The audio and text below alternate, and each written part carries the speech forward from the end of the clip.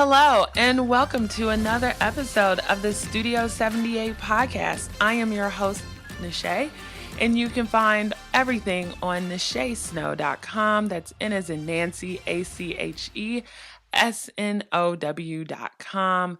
Thank you for listening again, and if you're new, welcome. Today we have a great guest. Before I get into that, I just want to tell you guys I've been posting a lot more on my YouTube channel. So if you go to YouTube and type in Nache Snow, my channel should pop right up. A shortcut to that is nachesnow.com/YouTube. So please subscribe to that. And if you haven't already, please leave me a rating. I'm trying to get this podcast out to a wider audience. So actually, the ratings in iTunes really help. So if you are on your phone and you just search podcast and the podcasting app comes up, you could just type in Studio 78 and you'll see the big S78 with flowers in the background. And that is the podcast, which you're probably listening to it on anyway, if your iPhone. And even though there is an amazing app called Cast, C-A-S-T, so if you're a junkie when it comes to podcasts like me, you might want to check it out because it's a real easy way to organize your podcast and favorite it and so forth. So anywho, but in order to rate me, you have to do it in Apple's podcast app, or you have to go to iTunes on the web. But anywho, to get straight to the episode, I am interviewing Lorraine Sanders today, and she also has a podcast. It is the Spirit of 608 podcast, and I've left a rating on her podcast because it's amazing. And it's all about fashion, entrepreneurship, sustainability, and tech. She likes to call this FEST. And so her focus really is on brands, mainly fashion brands, that are focusing on really improving the environment by being socially responsible when it comes to making whatever their product is. And so it's great because not only do you learn about brands on her podcast, but you also learn about how, they started their brand. So you get some of that business side, which, I love. And so I have her on here today twofold. One, to introduce her new kind of membership site or interactive community that she calls Press Dope, PRESSDOPE. And it is all about helping socially responsible fashion brands with PR. And so I have her talk about a little bit of what it is, and then we get into the meat of like how she created it, why she created it. But also she talks about just some quick DIY strategy tips that apply to everyone. It doesn't matter if you have a fashion brand or not, just some things that you need to consider and do if you're trying to get your product, service, idea, whatever out into the world. So let me just jump right in. Here we go. Hello, Lorraine. Thank you for coming on to the podcast. Well, thank you for having me. I'm so excited that we're getting to chat. I always love chatting with you. So this is really cool. And congrats on your new show. And it's not super new now, but your second podcast. This is awesome. No, yeah, it's been fun. I'm so glad to get to interview you again. So for the listeners out there, the other podcast that I do at Astro, the Can I Park Here podcast, we had Lorraine on, and it wasn't even intentional, but that entire season ended up being all about sustainability. So like Lorraine kicked us off, and then we had like sustainable fashion trucks and trailers that sold vintage clothes. It was like crazy. I think that was like our best season yet. But it was just amazing having you on, and you had some like great tips on there when you were on there.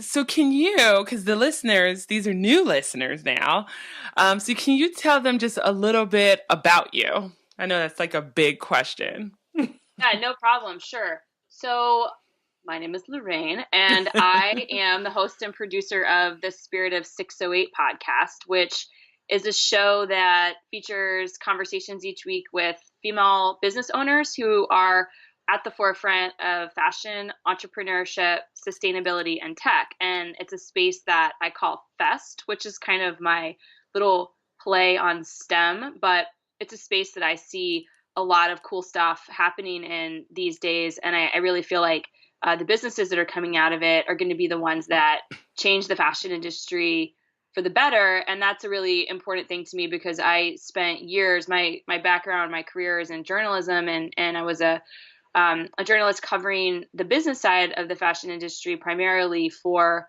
over a decade. And after doing that for quite a while, I decided that I wanted to shift gears and become much more of an advocate for a better fashion industry, and instead of just reporting the news. And so, yeah, that's what I do. And then I recently, in addition to the Spirit of 608 show that we do, I launched a new part of the business called Press Dope by Spirit of 608 earlier this year. And it's an alternative to PR and media relations made by Spirit of 608 specifically for socially responsible creative brands, and primarily fashion brands at the moment are the people that are a part of that. Mm. And then for the listeners out here, can you just explain just a little bit like what sustainability is?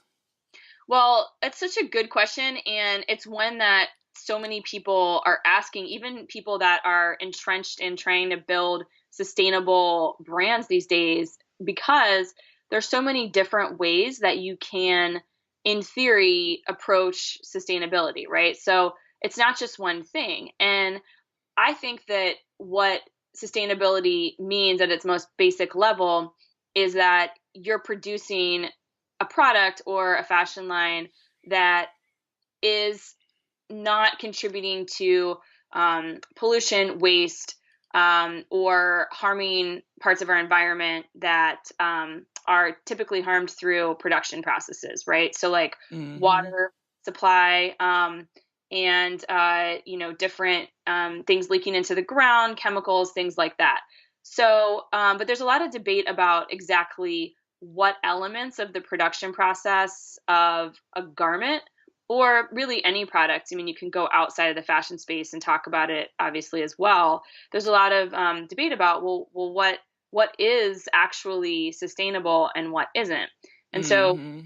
where I try to come into this a lot of times is to tell people that, really the first step is just thinking about it and thinking about where items in your world came from and where they're going to go after you're done with them, and trying to make choices around what you buy so that you are doing the best that you can do given your own circumstances, to not contribute more than you need to the negative effects that all the items that we have in our life have on the world around us, and in fact are actually contributing in a positive way, because we are seeing so many cool companies and entrepreneurs come out these days that they're not only trying to like not do negative stuff, they're actually flipping it around and doing really positive stuff with the businesses that they're building.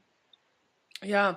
And I love listening to your podcast too, because it's like you find out about brands that you wouldn't normally know about. And so I'll hear about like a cool brand, go over to their website and eat. And then, you find like this amazing jewelry or clothes or whatever that you didn't know about. And now you can like actually support these sustainable brands. So I love kind of like what you're doing in this industry.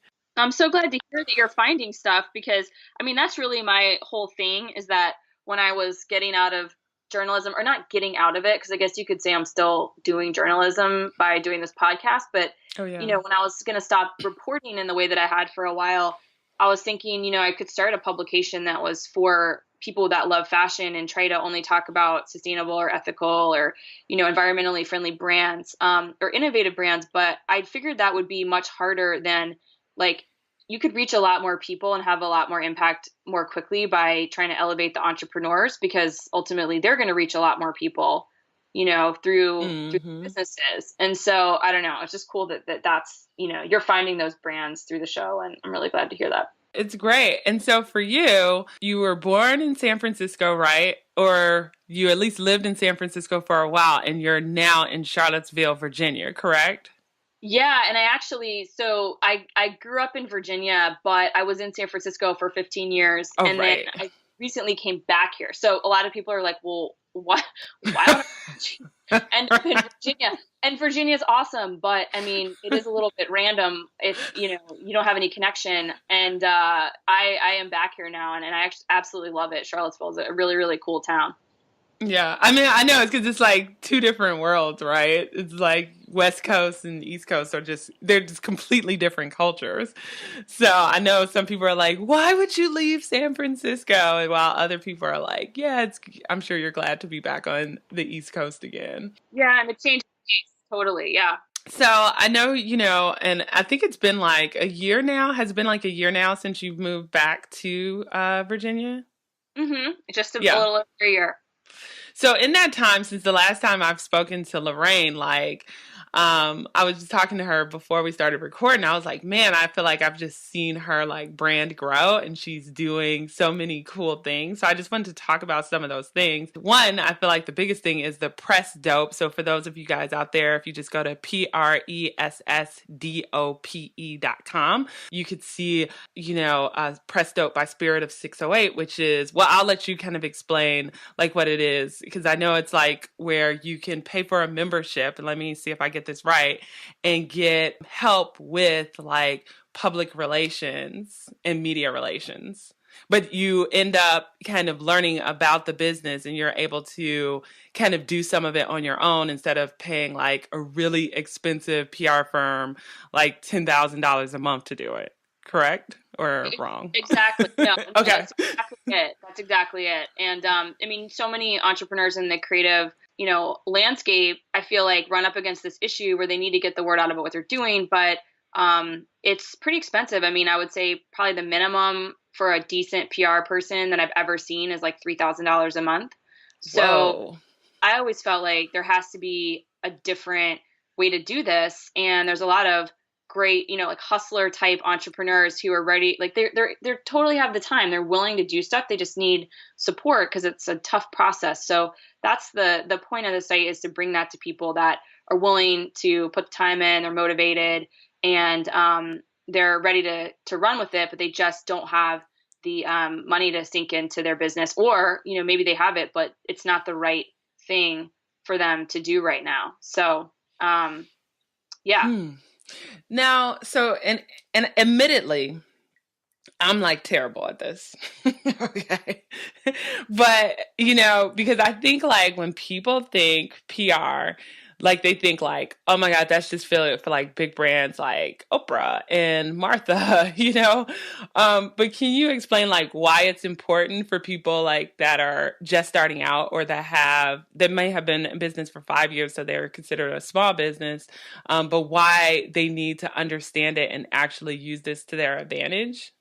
Oh yeah. So, well, for first I'll say, I mean, I sat on the receiving end of lots of PR outreach and public relations outreach for years and years and years.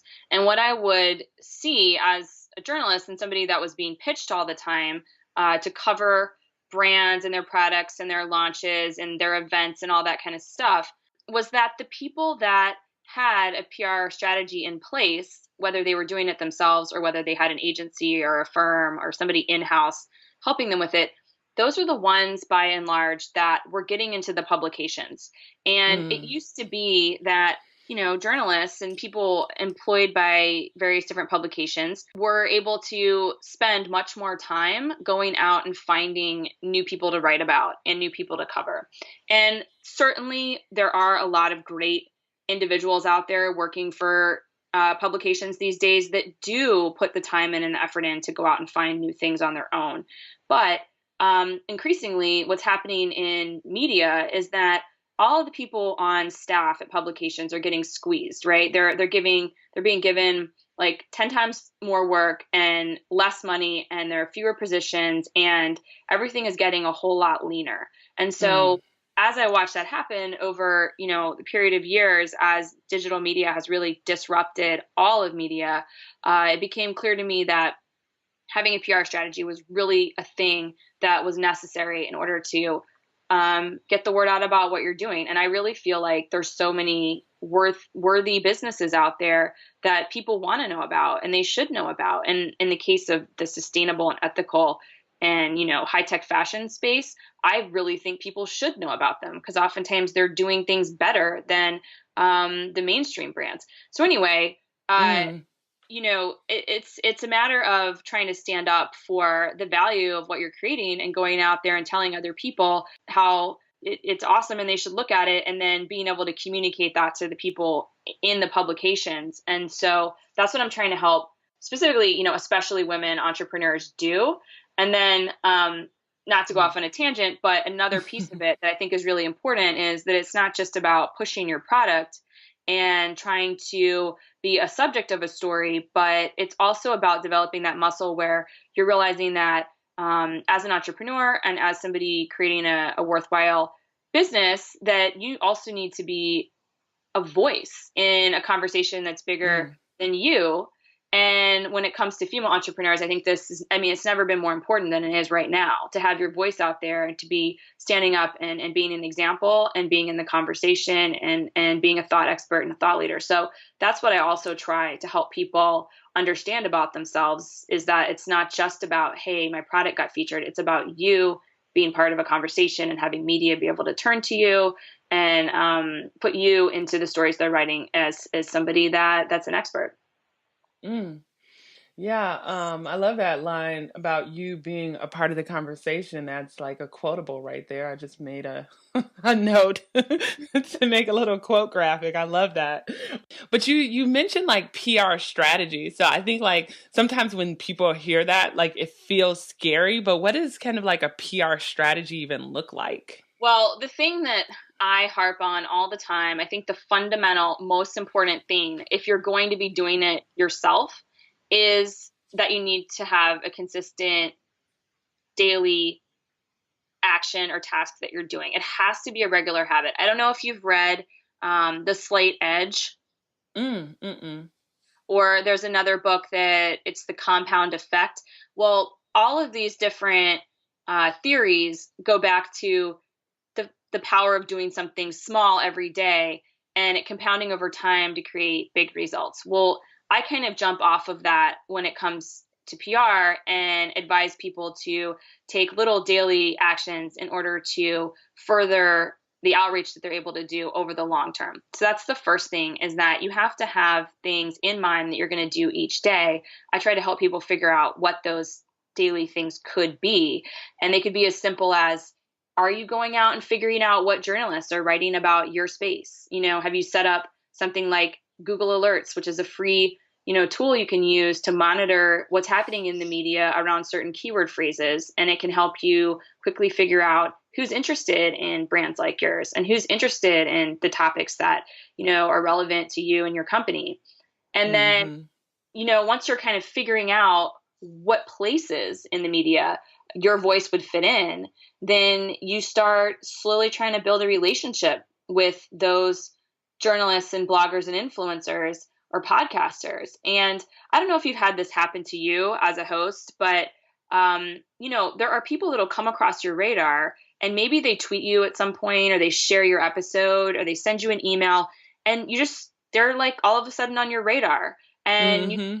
to get to know them, and then you realize eventually maybe what their expertise is, and then bam, something comes up and you need somebody that has that very expertise. Well, you're Yeah. probably going to turn to them, right? And Right. it's a lot of small things like that. I think a lot of people make the mistake of thinking that if they hire a PR firm and bring them in to do a launch or some big deal thing, that's going to get them a lot of traction, and oftentimes it ends up being a waste of money, because they have this little news event that happens, but then after it's over, they don't really have a relationship with the media and the journalists. The PR people do. And so I try to teach entrepreneurs to be smart about it, so that whether or not they ever hire PR, because there are great reasons to do so, that they have a relationship with journalists or bloggers and influencers, and they also know what their strategy is for getting what's called earned media, as opposed to paid or sponsored media, such as Facebook ads or things like that. That can help them grow their business in ways that paid media can't. And then also you said something earlier about like getting into publications, and I feel like we're in this excuse me interesting time, but now like publications doesn't necessarily mean like magazine or anything like that. It could be like like a podcast interview, right? Like that gives you exposure, or your local TV. Like I feel like it has so many different things, or somebody doing like a blog feature on you. It's like, how do you figure out like which one is for you, or do you just kind of like try all of them? Well, I mean, it's a little bit of a crapshoot, right? Because Right. I mean, you're not in control of what the media's reaction to you is. I mean, all you can really do is start making as targeted of a guess as you can. And you do that by looking at what that person or that publication typically publishes. And then Mm, you're going in and trying to present yourself in a way that is going to be valuable to them and is going to be something that they will want to share with their audience. And, really trying to make it about how can I present myself so that this publication is going to find what I'm bringing to the table a valuable thing to give to the people that read us or listen to us or watch us or whatever. And so then you start trying, and I typically think that you're far better off picking a small number of places, say 10 or mm. less, and just slowly plotting through the process of starting to connect with them on social media, starting to follow what they do, thinking about when you have a media moment. I call them media moments, but the next thing that you're trying to promote coming up, maybe you're sending an email and letting them know about it, asking them if they'd like to hear more, starting a conversation. And, for you, for example, I mean, you have all this great evidence that you can speak and that you can have a conversation with people live. I mean, I don't know if you've ever reached out to your local television stations, but a lot of times these media outlets are looking for content because they're under pressure to publish stuff all the time. And you never know what could be until you get out there and tell them, hey, I'm here and I'm interested and I want to be a resource for you. Yeah, I know. It's like just taking things, and it's like taking that action, right? I think sometimes like people build up in their head like, well, I'm not as well known as X, so they'll never want me, not thinking like, hey, there's a billion doctors out there and they don't have the same doctors on on television every day. Like it's okay for there to be several experts in your particular field. Like you should still put yourself out there because they need that variety. And I think sometimes in our heads we're like, well, I need more of a following, or I need to do this or that before I do that, when we should just take that step and just put ourselves out there. Yeah, and so often people think, well, if I was really good enough or if they really wanted me, they would come find me. And it's simply just Yeah. not the case. And, I think one of the key things that needs to happen for people to be successful with this stuff is they need to have a community and they need to have people that they can, feel supported by when the process of outreach and putting themselves out there feels icky and bad, because it often does. And so, that's what I see a lot of female entrepreneurs doing these days, is really trying to get connected with other women who are like-minded and are going through the same thing. And they're using that to help push them forward through the, not so great parts of this whole process, whether it's PR or whether it's just growing your business in general. Yeah. Now with Press Dope, I'd like to find out like why how'd you come up with this idea, how you decided to execute it, and how has it been so far, like since actually putting it out there to the world? Yeah, well, I mean, it's been really cool because I have wanted to do this for a long time and I'm really excited about it, but it's not all, unicorns and like ice cream over here all the time. Um, I mean, and I spent and the other part of this, I'll be completely transparent. I mean, I don't have a plan B here. Like, this is not like I'm just kind of messing around and throwing this up here and hoping it works. Like, I do not have a backup plan. Like, it is my intention and, commitment. Like, I'm going to make this work come hell or high water. Right. And Because I'm this not is your full-time job, correct? Yeah, and my Mm-hmm. background is, I was reporting all the time. And then when I moved and after I started, I would say maybe 6 months after I started this Spirit of 608 podcast, I started to fade out of regular reporting. I took on some consulting clients to kind of, cover my bottom line expenses. And I almost spent like, I would say 3/4 of a year not really making very much money, and all Mm, the while trying to develop this idea. mm. And I was in the position to do that, moving across the country and cutting my living expenses significantly really, really helped. So I like Mhm. to go into that little bit of detail for people too, because I know sometimes you hear these conversations with entrepreneurs and it's like, well, I don't understand. Like, how did you just spend a year not making any money and building this company? Like, that's kind of a luxury, right? And Mhm. so I was in a position to do it, and I was like, you know what, it's now or never. And so that's kind of just the macro piece that I think it's important for people to get.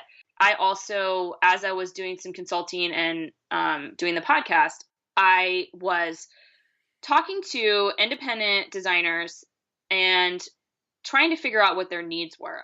So I would do strategy sessions through the Spirit of 608, and I would sit there and kind of hear the same things coming up with each of my clients. Mm. And I started to think, you know what, if I'm having the same conversations over and over again and giving them pretty similar advice, even though it's tailored to their situation somewhat, there has to be a way to streamline this process so that I'm able to give these independent designers and smaller business owners really good advice and resources, but at a cost that they can afford. Because typically, PR is so custom that it's impossible for somebody to give you a rate that most small businesses are going to find reasonable. So I set out Mhm. to try to figure out, like, what are those touch points? What are those commonalities? What are those things that everybody needs? And how can I set up a platform or a process that will give this advice to many people at one time and still be financially viable for me to run as a business, right? So Mhm. at first I thought it was going to be like a course, like your typical sort of digital marketing course that you put up and people sign up for and they go through it. And as I continued to work on the process, I invited 5 companies to be what I called beta testers. And I essentially offered them free consulting for about 6 weeks and walked them through everything that I recommended. And I watched as well as I could from, my virtual seat, Mhm. what happened as they tried to implement the advice I was giving them. And ultimately, I realized that I didn't think a course was the right move for them because a lot of them were so busy that going through a self-directed course was just not going to actually happen. Like, they would think that they Mm. were going to do it, but it just wasn't going to happen.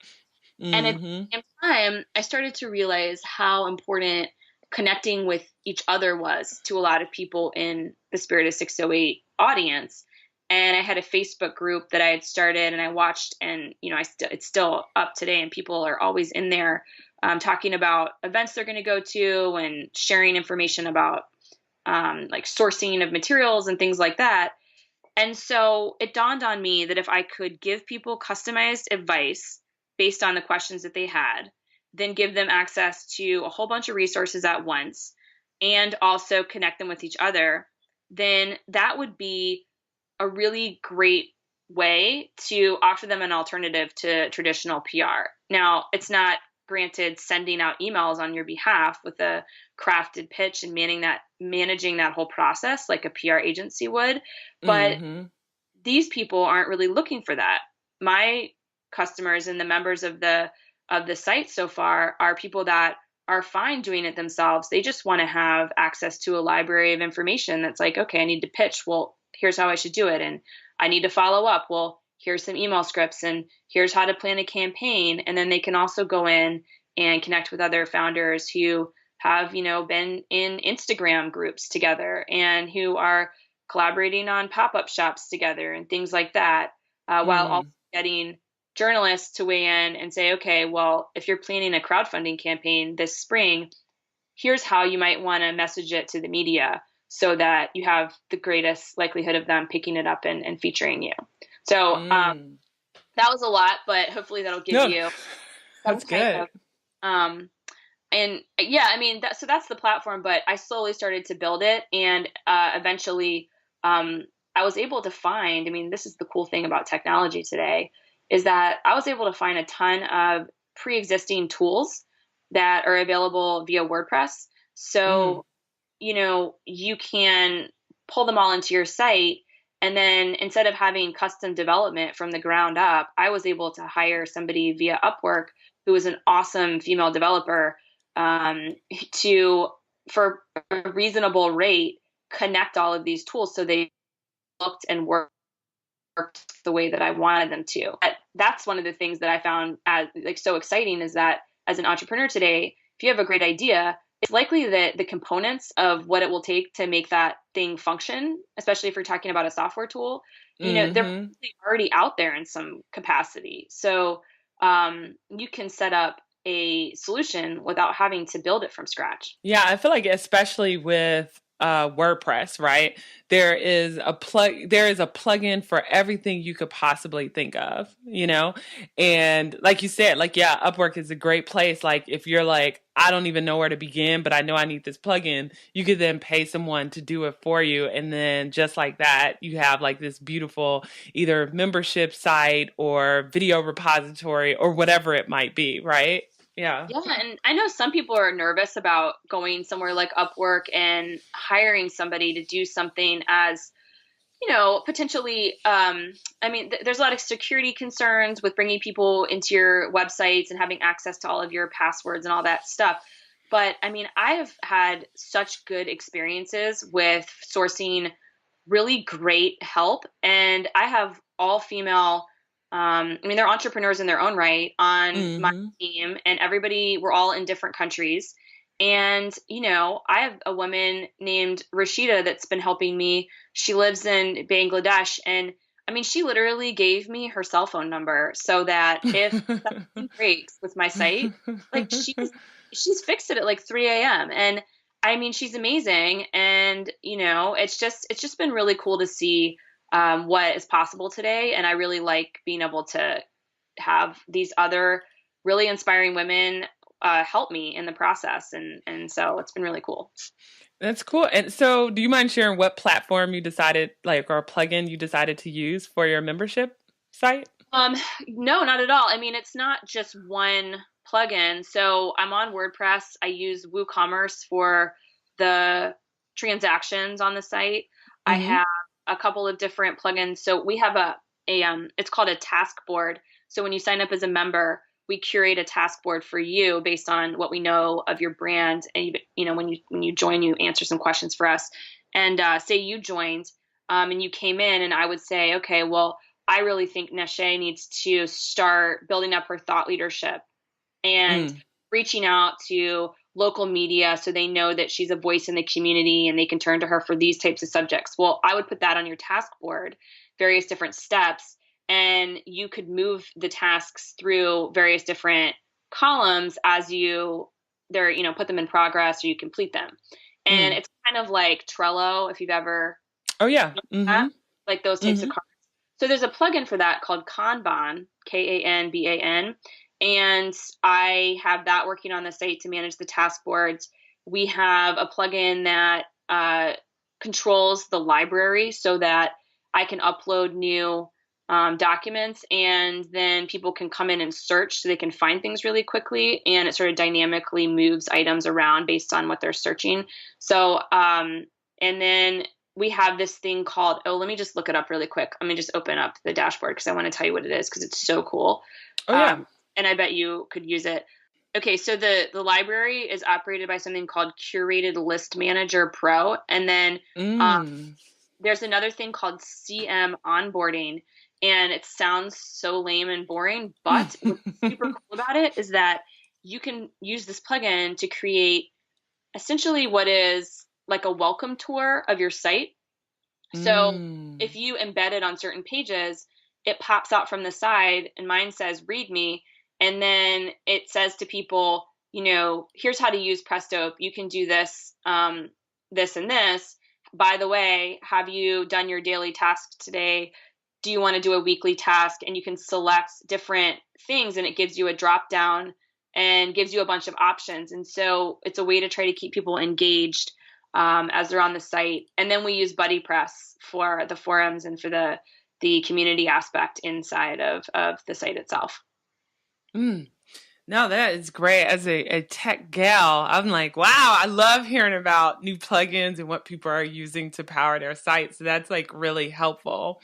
And so what's interesting about, Presto and like kind of what I've seen you do and what like I feel like it was on a podcast either last week or the week before last, like you mentioned like doing live events. It's like you're doing or will do, and you can correct me if I'm wrong, live events in the future or events where people get together. You have like this Facebook group, and then now you also have this membership site. I feel like I'm seeing this trend, and I think you mentioned this on your podcast 2 weeks ago too, like this trend of community where people need to get together in order to talk about stuff. And then the second trend is like the live video too. I feel like the companies that'll make it this year are doing live video and live events, right? Yeah, well, I mean, live video seems to be such a trend. It's one I personally have not waded into, and I would like to, but I'm just, it's not really my strength. I gotta kind of amp myself up to go there. But we had a woman on the show named Shama Maher, and she kills it at live video. So it was really cool to speak to somebody who is doing it and a really great job at it. Yeah, but I could totally see you doing live video. But it's kind of like getting over because I feel like live video because it's hard for me. I think I've done one, but it was kind of weird because I felt like I was becoming one of those selfie people. But I'm like, am I going to just now do a whole bunch of live video, clips of myself, which is kind of weird. So I need to get over that myself. But I could totally see you doing that because you're like an expert at what you do. So I could just see people eating it up. But did I have that right where in the future you're going to do like events where people get together? Well, so right now, well, first of all, I should say it's always been a dream of mine to do live events. Okay. And it's been just, from a logistical standpoint, that's usually where I have stopped short. Like, how am I going to go to this city and throw a big live event? I'm one person, I have a small team. And, but I finally, after this week, actually, in the Facebook group that we have for Spirit of 608, a bunch of people were talking about conferences they're going to go to this year, like Alt Summit and Create and Cultivate and Yellow Conference and all of these things that a lot of women in the creative space are excited about. And somebody said, oh, well, when are you going to have a fest event? When are you going to get a bunch of fashion entrepreneurs together? And I said, you know what? I'm just going to do it. I'm going to do it in San Francisco in July because I'm going to be there for 3 weeks this summer. And, Mm. it's kind of like when people start asking you for something and it happens more than once, you probably should go with it. Right. So I don't know what exactly it's going to be yet or how many people. I was actually just working on that this morning before we talked, but yeah, it's coming up on the horizon. No, that's exciting. I mean, because I do feel like one of my goals this year was to network more because I am, even though, I think friends and family would be like, oh, Nache is an extrovert. Like, even though I'm an extrovert, I do find myself behind the computer a lot, like all the time, like 9 to 5 behind the computer. When I get home, I'm behind the computer. On the weekends, I kind of go out, but usually I'm on the computer trying to catch up, on all the side hustles, right? And what I noticed was what was missing last year is I'm like, but I'm not meeting new people, which I hated. And so I kind of love what you're doing, like having this like membership site and then planning this event because it's like getting people together, it's because I feel like that connection is so important because I feel like we've lost that a little bit in this kind of world of social media. Yeah, I agree. And also, the interesting thing is that, you know, I, I find a lot of really cool, authentic connections happening these days over social media. But, nothing compares with talking to somebody in person. And I think when I look back on some of the most important things that have happened in my own career, and they've oftentimes been unexpected things that happened because I was present somewhere. Like I went to an event or a conference and I wasn't really sure what was going to happen there, what I was going to get out of it.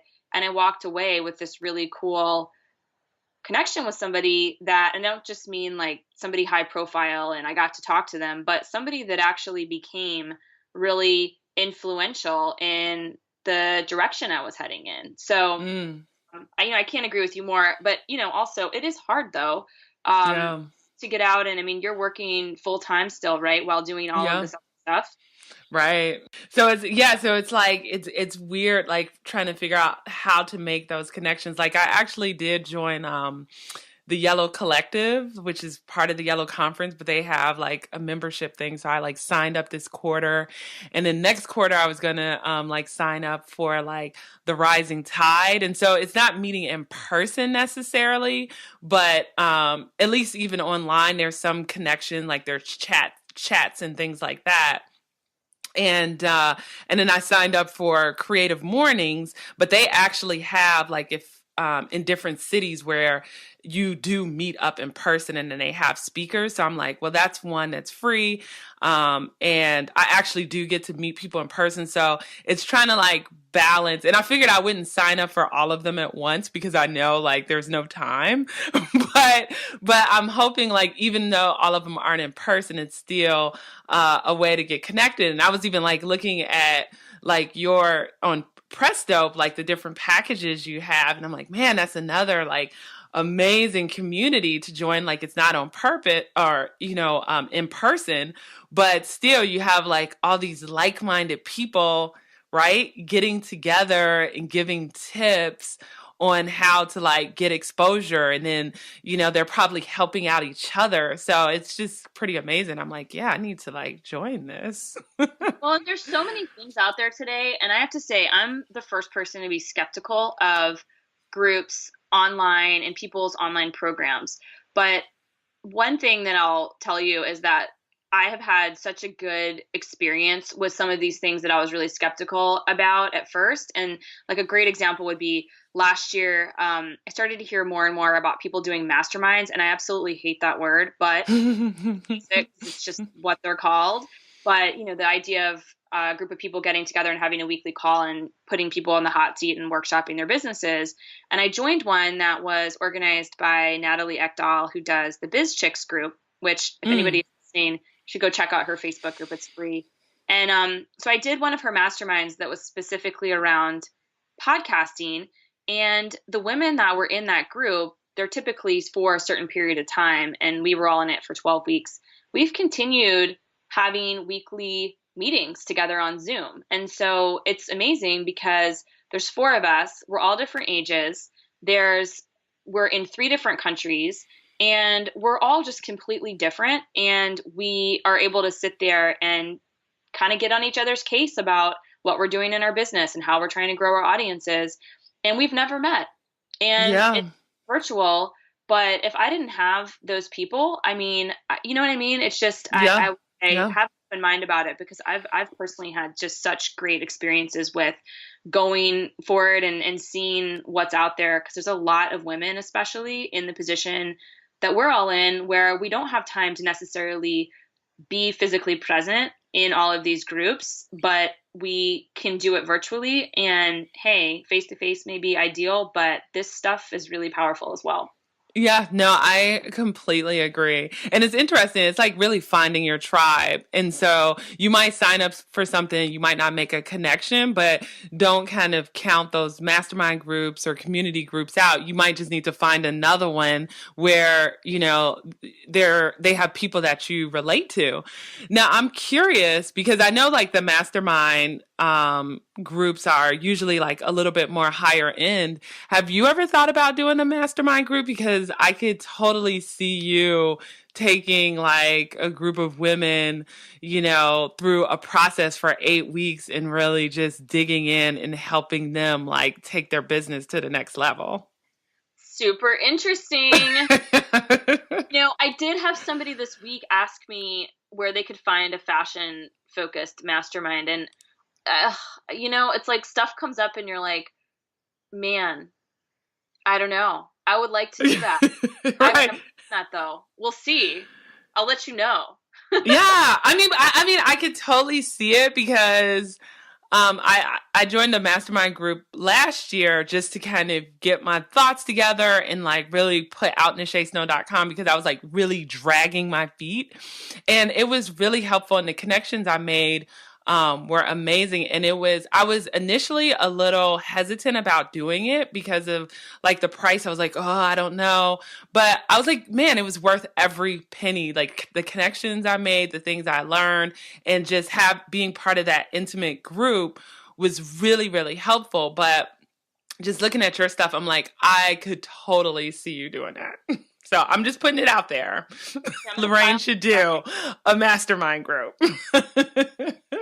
Well, before we like wrap up here, are there any other just kind of PR tips you have for? Because I know a lot of listeners out there are just starting their idea, or maybe they're maybe a year into like executing their idea. Are there any other things that you didn't mention earlier that they could do to just put themselves out there and try to be part of that discussion in their particular fields? Absolutely. So first I'll say a lot of times when people are just getting started, they think, well, it's too early. It's too early to start with any kind of press or media strategy. Well, I think it's actually the ideal time. I would not recommend sending out a press release and saying, I'm here and look at me until you're ready for showtime. But doing small things like following journalists on Twitter, but you would not believe, by the way, how many high profile fashion editors and journalists in general are on Instagram and nobody's following them Oh because wow! their pictures aren't very great a lot of times. Right, You know? right. And so, but you can connect with people in a real way by first starting on social media, starting to go to events in your area, say panel discussions or other things where media may be attending or participating, and introducing yourself and getting to know people because really the best way to get coverage down the line is to have a relationship already in place. And, the biggest way to bomb is to go out with your ask, your big media moment and having no pre-existing connections. A lot of times, the first time you reach out to media, they're not going to pay any attention to you. So you want to start laying the groundwork as early as possible. And then the next thing that is super important is producing original content that shows people your perspective and makes you a part of a conversation because ultimately, those are the people that people in the media are going to want to talk to first. So whether that's doing live video or writing blog posts, or maybe you're just sketching your designs and putting them on an Instagram, like whatever it is that you can create that makes sense for you and that you enjoy, you should start doing that now so that you're participating in this conversation. It really ups your chances of being looked at as a thought expert and a leader and not just somebody trying to sell a product. So I always ask my guests like two wrap up questions. The first being, have you found your passion? And it doesn't necessarily have to be related to your field. It could be in the arts or sports or whatever it might be.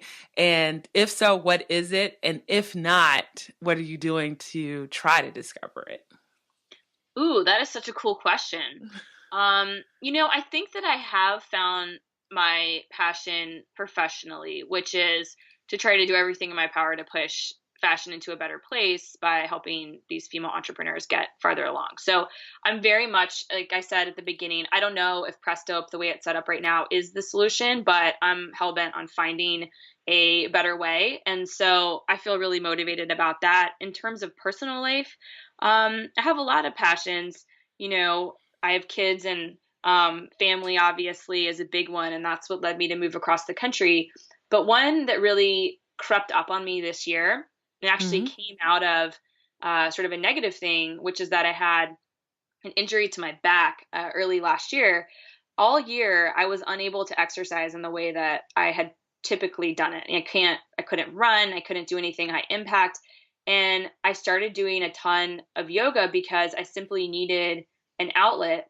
And I'd always done yoga before, but it just didn't grab me for some reason.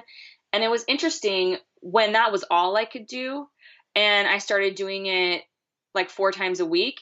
I got so just sort of reliant on it and into it that it really changed a ton of things in my life. And Mm. I've got to say that that's been one of these interesting revelations for me this year, is that after having done yoga off and on for, you know, I don't know, probably like 12, 13 years, this was the year that just it all sort of clicked. And I've noticed that the things that I was learning there made me much more resilient and able to deal with upset and pain in my life just in general, because I had practiced there during the class. And I do Mm. hot yoga, so sometimes you're standing there trying not to die, basically. Right. No. But it's really helped me, and I don't mean to sound cliche or cheesy, but it kind of blew me away what a big difference it made in my life, and I wasn't expecting it, and it came out of this necessity because I couldn't do all the stuff that I thought was, the best type of exercise for me. No, that's great. And then also, what is one thing you cannot live without? God, And it could be anything from something in your purse to food to a product to anything in the world. what can I not live without? Coffee, my iPhone, and my friends and family. Any day, yeah. That works. Well, cool. So where can the listeners find you? Yeah, thank you for asking. So you can find me across social media at Spirit of 608 on Instagram and Twitter, and on Facebook as well. And you can find the Spirit of 608 website at spiritofsix08.com, and Prestope at prestope.com. And yeah, I'm always available if you want to reach me over email, hello at spiritofsix08.com. Cool. And then for the group, it's a closed group. Can anyone join, or do they need to sign up for Presto first? The Facebook group that we have, no, that's Yes. totally open to anybody who is interested in. I mean, it's primarily fashion designers, but we have creative entrepreneurs in there as well.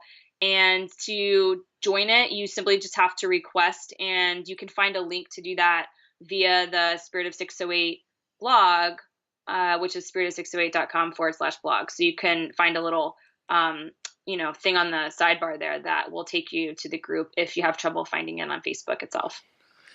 Perfect. Well, thank you, Lorraine. I really appreciate it. And now, as always, you dropped a ton of knowledge bombs. So thank you. Yeah, thanks for having me. This has been awesome. All right. Well, I hope that you guys enjoyed that episode. If you head on over to nachesnow.com, NACHESNOW.com/17, all the books, links she mentioned, like the plugins, everything that she's mentioned are all in the show notes. The PR strategy tips, I've broken them down for you so you can just go right to the show notes and quickly check them out. So that's nachesnow.com/17 for that. I just want to also highlight when she said you need to be a voice in a conversation that's bigger than you. I think no matter if, you're in the fashion industry or not, if you have a belief about something, if you strongly have a strong passion about anything, you do need to figure out how to be kind of like a thought leader in your space. And so, like for me, the first wave of me trying to be a thought leader in my space, which is really helping people to kind of like find their passions and then publish them online if they choose to, is by doing this podcast, right? And then the next wave for me might be, I've mentioned like actually going out there and speaking to people or doing workshops. And, I have to really figure out how that'll work too, because admittedly, I haven't necessarily like reached out to the media to say like, hey, I'm here. But, if it's something you're passionate about, like I'm passionate about this, you do need to figure out how to get yourself out there. So I think she gave great tips, and also when it comes just to the environment in general, like we need to make sure that we're doing all that we can, right? Like recycling, making smarter choices, or whatever it might be to kind of protect this world we're in, for the years left that we're here, and then for the future of like your children or our nieces and nephews or whoever. Like we want this world to be around hundreds and thousands of years from now, so we have to make smart choices in order to ensure that. So I just want to thank Lorraine for being on here. I really appreciate you taking time out of your busy schedule. And as always, like I mentioned in the beginning, if you guys could rate me on iTunes, that would be amazing. And if you're Android and you're like, I don't have an iTunes account, anybody, if you just even share this content, like tag people in Instagram, or share it on Facebook or share it on Twitter, like the social engagement helps like a ton. So I'm just trying to get the word out there, but I need the community to help me do that. So, anywho, thanks again for listening. I have another great episode coming up next week, and I will talk to you guys then. Take care.